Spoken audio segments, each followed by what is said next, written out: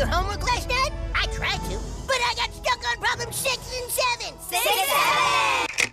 This is gonna be a weird one, isn't it? So South Park just came out with their latest episode, Twisted Christian, and once again, Trey Matter showing us that they're still on the pulse of what's happening in today's culture. And I don't just mean the unimportant stuff like politics, which will never have any impact on our lives, but the real stuff like 6-7, which will be with us forever. Now this episode took 3 weeks to make, which is a long time for South Park, and just like with the last one, the extra time and care definitely shows. It's well balanced, it's funny, and in my opinion, it's the sharpest episode we've seen from this season so far. Now this episode has 3 big points of focus: the 6-7 meme, which mainly revolves around Cartman, Christianity in modern America, which mainly revolves around Jesus and PC Principle, and Trump trying to get Satan's butt baby aborted, which I really enjoy saying because it rolls off the tongue. Now usually when I do these new episode breakdowns, I bounce around between the different stories as I cover the episode, but I think that given how this one was structured, it'll make more sense for me to cover each side separately and analyze it that way. So consider that the format for today. But yeah, this episode begins with Butters going around school and setting up a bunch of jokes where the punchline is 6-7.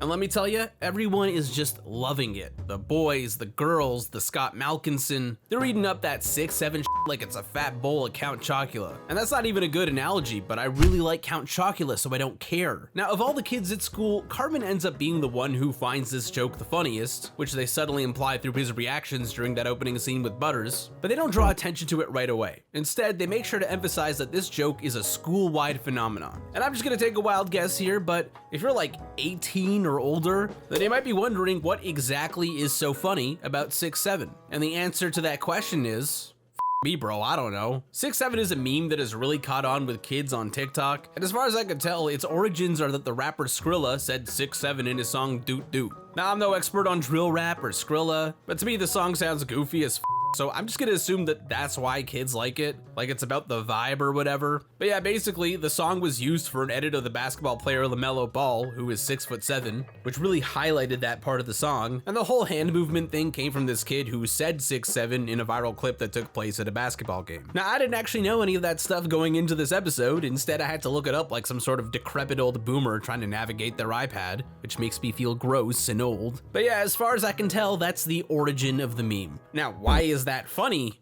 I don't know. Feel free to let me know in the comments if you do. But the interesting thing about this episode is that it doesn't know either. Yeah, even though the episode makes the 6-7 meme a main point of focus, it never tries to explain it. Instead, it just shows us that this is something that only kids find funny. And the confusion it leads to from the adults is actually what drives the Cartman side of the story. It all starts with a school assembly where the guest speaker is Peter Thiel. And if you're like me and you're not super familiar with Peter Thiel, just know that he's a billionaire entrepreneur that co-founded PayPal and was an early investor in Facebook. So he's like a big guy in Silicon Valley. And for some reason lately, he's been talking a lot about the Antichrist and Christianity, which is exactly why he's at South Park Elementary. He wants to give the kids a quick presentation on the Antichrist, given the recent events with Satan and Trump having a butt baby together. And also I think he just really wants them to hear his stupid song.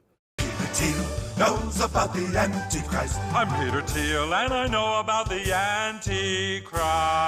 Man, this joke immediately reminded me of the James Cameron song from Lowering the Bar, which is one of my favorite gags in the show. So I was very delighted by his entrance here and the way he actually sings the end bit while doing his hilarious dancing animation. Good stuff. Also, I enjoy that Butters is the only kid to clap after that magnificent entrance. Now, there's actually a lot happening in this scene that connects to 3 different storylines of this episode, because Peter Thiel is like the great connector in this thing. But for now, we're just gonna focus on the 6-7 part, because when Peter Thiel tries to explain the Antichrist stuff to the kids, he just so happens to say 6-7 a bunch of times, and every single time he says it, the entire assembly of kids just repeats it right back to him. 6-7!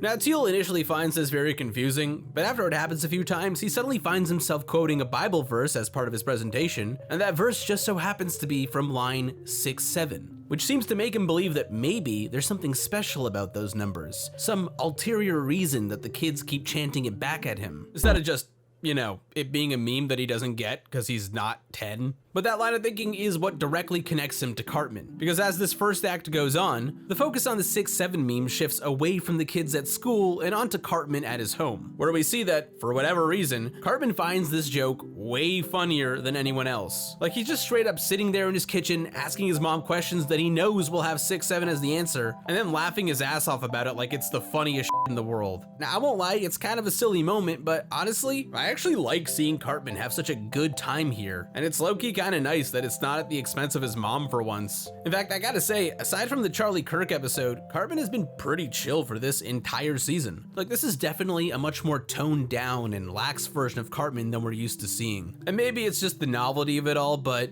I like it. It makes it feel more believable to me that the other kids would want to hang out with Cartman when we see him in this light. And it kind of harkens back to the early years of the show when he wasn't quite as evil yet. Plus, it also fits with how upset he was in episode 1 of this season when he talked about how everyone stole his shtick. So I don't know if that's just a coincidence or if they don't feel the need to use Cartman for those kinds of story beats anymore when real life is doing it for them. But either way, I'm here for it. It's nice. Anyways, as it turns out, Cartman doesn't just find the 6-7 meme to be laugh out loud funny, he finds it to be puke uncontrollably funny.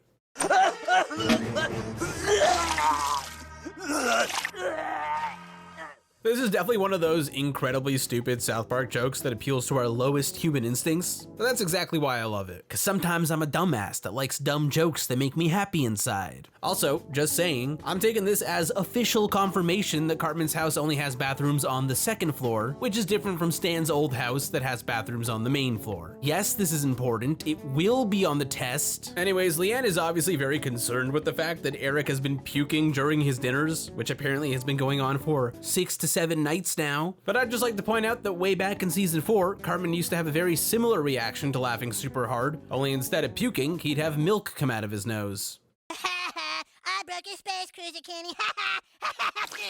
Ow. Ooh, Sweetums, did you laugh too hard again? Yeah. So clearly this idea that Cartman pukes from laughing is very benign. There's probably nothing nefarious going on here, he's just really dumb and finds the joke very funny. But because the adults are incapable of understanding that it's a meme, this quickly escalates to Eric getting an MRI to see what's going on with him. And when they fail to find the cause of his puking, Leanne is forced to resort to unorthodox measures. Now I was wondering where the hell they were going with this. Like, how is this story with Cartman puking gonna lead to anything substantial? But that is where Peter Thiel comes back into the fold. Because you see, after Thiel did his presentation at the school assembly, he began to believe that 6-7 is related to some sort of demonic cult. He even convinced the school to give him data on all the students and their families in order to study them, which is obviously commentary on how he's using religion and the Antichrist as justification to access people's data, but I digress. The important thing for now is that he studies the kids at school, sees them doing the hand gesture to each other, and concludes that there's gotta be something nefarious going on, that the kids are possessed, which leads him directly to Cartman, who is the most possessed of all the kids at school. And this is where the brilliance of Cartman's storyline truly lies, because while it's obviously being used to comment on the disconnect between kids and adults, and how kids today have their own in-jokes through their absurd memes, it's also being used to comment on practices like numerology and how we trick ourselves into seeing meaning that isn't really there. It's kind of like the number 23. When you look for it, it seems to be everywhere. It feels like it's part of some grand conspiracy. But really, you're just looking for it, and that's why you keep finding it. Reminds me of when I was a kid and I was so obsessed with Stop and Swap from Banjo-Kazooie that I would examine wall textures to see if there were hidden clues about lost data, which is dumb as f, but I totally spent hours doing it anyways. And that's kind of what's happening here. In this episode, Cartman is just the type of kid who pukes from laughing too hard, and that's all there really is to it. But because Peter Thiel is so obsessed with the Antichrist, he can't see reality for what it is, and so instead, he becomes the exorcist. I'm Peter Thiel, and I know about the Antichrist. Let's deal with the Antichrist today. Seriously, I don't think I'm ever gonna get tired of this bit. The way he sings the end parts just gets me every time. Now this scene with Cartman in bed doing the possessed girl from The Exorcist thing, it is so bizarre to watch, because they strike this crazy balance between Eric just being himself and Eric acting creepy as hell with his delivery, which does an amazing job at blurring the lines between reality and Peter Thiel's possession theory. Like, I could definitely see how someone would fall into that line of thinking when they see how weird Eric is acting here. But also, we as the viewers know Cartman, so we know that this isn't actually that out of character for him. I mean, it's strange, don't get me wrong, but it's believable that he would just find the joke that funny and act this weird about it. Either way, Peter Thiel doesn't get it, so he tells Leanne that he must take Eric to Washington, D.C. because he holds the key to saving the country and that he has to learn his secrets. And when Leanne protests that he can't travel right now because he's sick, he tells her that Cartman has to go with him, no matter what it takes, once again justifying whatever crazy thing he has planned under the guise of protecting Americans from the Antichrist. And then the Cartman story kind of just stops there. Yeah, apparently this is going to be a multi-part episode because we don't really get a conclusion to Cartman's story at all. Now, personally, I'm of the opinion that it's going to be a two-parter because, well, you do know what that would mean, right?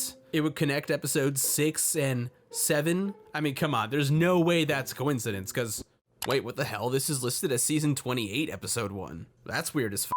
Are they trying to avoid the 6-7? Is that it? I saw some claims online that they did this to fulfill a season quota by 2027, but I don't know, man. That just feels like a really unnecessary thing to do if you ask me. Anyways, as far as this subplot of the episode goes, I definitely think it's a bit of a weird mix, because on one hand, it's pretty funny and I enjoy the Cartman puking gag as well as the Peter Thiel song, but at the same time, it feels a bit lacking in terms of substance, you know? Like the commentary here is largely on the mild side, and that sort of forces the other plots to do more of the heavy lifting in that regard. Now, thankfully, that's exactly what happens, primarily through the plot that revolves around Jesus and PC Principle. What branch of Christianity are you? The kind that loves his country and doesn't tolerate any fucking fags. Yeah, see, I really think I don't belong here. Man, I've been wanting for an episode to cover PC Principle in more detail since the start of season 27, and they did not disappoint. This part of the episode focuses on Jesus' disillusionment with the brand of Christianity he's seeing around him at the school and in the world in general, and how PC Principle has become a symbol of that culture. Now, I've been wondering what the story was with Vice Principal Strongwoman ever since we learned about the change with PC Principle. Was she gonna leave him? Was she gonna flip sides too? But I guess that now we have our answer. Because in this episode, she finally had some lines, and,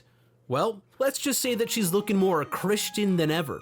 Yeah, look at those big old Christianities. Honestly, I feel like you could just show people this one scene and they would immediately understand the message here. The show is basically saying that America has bastardized the concept of Christianity so much that it no longer reflects the actual values of the religion. We saw it in the first episode as Trump danced around a bunch of big-breasted women to a song saying, "Christ makes the money." And we're seeing it once again in this episode when PC Principle uses his faith to defend values and actions that don't actually align with the teachings of Jesus. Now, for those of you who have been watching my channel for a while, you probably know that back in June, I did a video on South Park vs. religion, which I'm conveniently gonna plug right here because I'm actually pretty proud of that video. And in it, I spoke about a fundamental approach that South Park takes when it discusses Christianity, which is that they're quick to criticize the institutions and the followers of the religion, but that they also praise the spirituality and morality that it teaches. And in my opinion, this episode fits perfectly into that camp, because we're once again seeing how people in positions of power are using Christianity to shield themselves from criticism and to justify immoral behavior. For example, in this episode we get a scene in the teacher's lounge where PC Principal beats the crap out of Mr. Adler because he disagrees with giving Peter Thiel data on the school kids, which he argues is only happening because Peter Thiel loosely talks about the Bible. And what makes this scene especially ridiculous is that Jesus himself has the exact same objection. But even with that in mind, PC Principal still uses his name to justify violence anyways. You got a problem with Jesus, bro? Come on, man, you became a Christian like 3 months ago. Yeah, it's incredibly on the nose, but it's a good bit either way. And it feels very reminiscent of the Fantastic Easter special where Bill Donahue is constantly getting the Pope to do these immoral things to aid him in his quest for more power, which even includes killing Jesus. Kill him. What? He goes against the church. He must die. All right, that does it, Bill. I'm pretty sure that killing Jesus is not very Christian. But this episode takes things a step further and extends that criticism beyond the institutions and onto the average American Christian. Now, in the past, when South Park would criticize the followers of Christianity, it was usually to call them stupid or naive in some way. They portray them as being very materialistic and generally incapable of understanding the deeper meaning behind the teachings. But in this episode, they go the extra mile to show that they're not just being stupid, they're also being manipulative. Because when PC Principal sees that Jesus is having a hard time with the way things have become, he sets him up with a nice Christian woman that his wife met. And this woman is the worst. She's vapid, dumb, and clearly very hateful, and she's managed to bypass all manners of self-reflection by converting to Christianity without ever actually looking into what that means. From her perspective, which PC Principal seems to share, being Christian means listening to podcasts, hating progressive ideologies, and having big old titties. And this is just the sort of mental gymnastics that South Park is accusing modern America of doing when it comes to their faith. They don't believe in what Jesus has to say, they just use it as an excuse to fulfill their own agenda. In fact, Jesus even directly calls PC Principal out on this exact thing during the second half of the episode. You actually have a problem. You need a way to bully people, and you're using the Bible to do it. This was, of course, met with PC Principal beating the out of Jesus, which is hilarious. But man, was that ever a great line. Because not only does it directly comment on how evangelicals use Christianity today, but it also calls out PC Principal for who he really is, a bully. Because back when PC actually meant PC and not Power Christian, he was just as much of a bully as he is in these episodes. Only back then, he was using wokeness to bully people, because that was more reflective of our culture at the time. But the weird thing is that I feel like after PC Principal was introduced to the show in season 19, he seemed to chill out significantly. He got less aggressive, he became more reasonable, so he was generally less of a bully in the seasons that followed. But it seems like with his newfound faith in American Christianity, he's reverted back to his old ways, and he's somehow taken strong women right along with him. I gotta say, it's an interesting development for both of their characters, and I'm very curious to see where it's gonna go. But anyways, as I was watching this episode, I was sure that it was gonna end with Jesus getting fired, because that would have been like the ultimate metaphor to show that modern American Christianity has no place for Jesus. But to my surprise, after Jesus gets the beaten out of him, he joins them. He starts dating the dumb bimbo, he cuts off his sleeves, shaves his beard into a goatee, and then the episode just ends, which is like, man, that is a crazy way to end an episode. And while it's technically a resolved storyline, it definitely left me wanting to see more. I mean, I gotta know where this goes. There's no way that Jesus is just gonna stay this way, so how is it all gonna get back to normal? But either way, I think this Christianity plot from the episode is my favorite part because it had the strongest commentary. People are using religion to justify their hatred, and that's not even something that's exclusive to Christianity or America. It happens with pretty much every religion in many different countries. But Christianity is unique because it has Jesus, the man who loves everyone, and his gospel is supposed to teach people to hate the sin and not the sinner. So there's a special kind of irony for those that hate the sinner anyways, and I like that this episode touches on that. But before we move on to the review portion of this video, there is still one last plot that we have to cover, and that is the Trump storyline. There is still one more clinic that will still perform abortions right here in town. There is? As usual, I'm not going to deny that I typically find these parts of the new episodes to be the weakest. They tend to feel pretty repetitive and tacked on, but just like with the previous episode, this week's Trump storyline was actually pretty good. The idea here is that Trump is trying to find a new way to abort Satan's baby without him knowing. And this is something that JD Vance is secretly helping him with, despite Trump not realizing this, because he wants to be the next president. Now, I don't really know why that means he has to abort Satan's baby, but whatever, we're not going to worry about it. The point is that throughout this episode, Trump is searching for a way to put an end to all this baby nonsense before it's too late. And he's got about 6 to 7 weeks to do it. Anyways, this doesn't take up a substantial amount of runtime or anything, but there are a few key moments that I think are worth discussing. One of them is that they made his tiny penis plot relevant. Yeah, that's a weird sentence to say. But yeah, according to Peter Thiel, it turns out that God punished Satan by making his butthole super small, thus making it impossible for him to get pregnant, until he met Trump, who is the only person with a penis small enough to actually make it in there. It's a pretty dumb bit, but I appreciate that they made it part of the lore of the show. I think it brings new life into what was mostly a dead joke by this point, so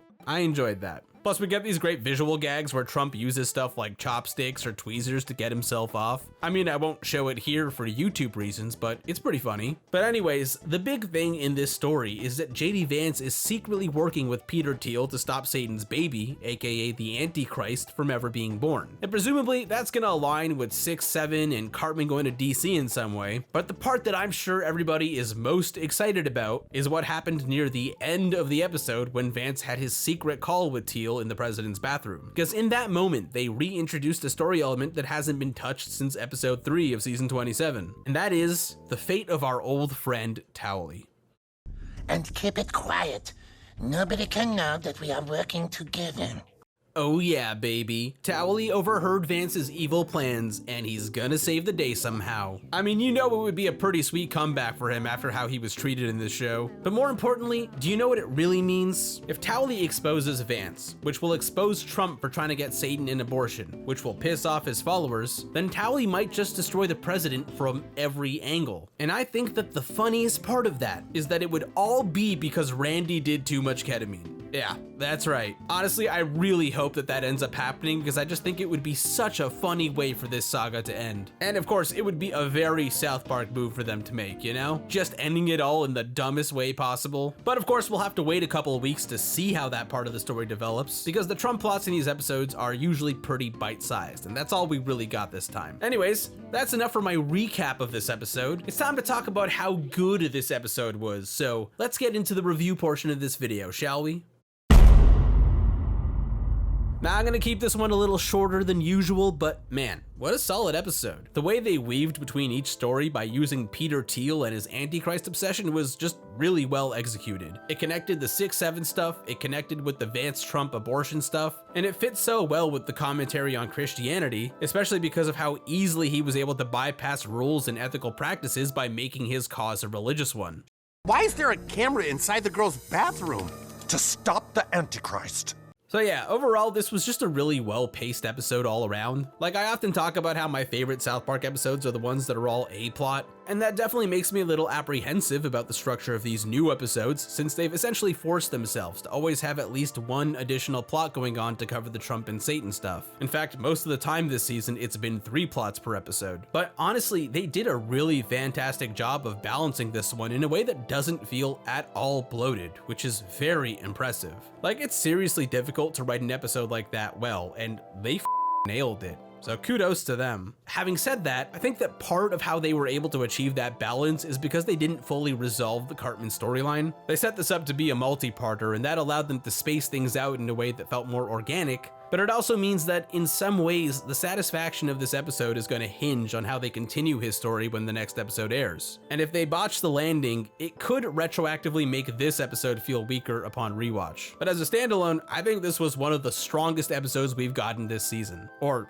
since season 27 started. I don't know, this season change thing is weird. But yeah, overall, I'm very satisfied with what we got. I think this was a funny episode that had solid commentary, and I like that we finally got to see more from both Jesus and PC Principal. So it's pretty good, but it still needs more chicken.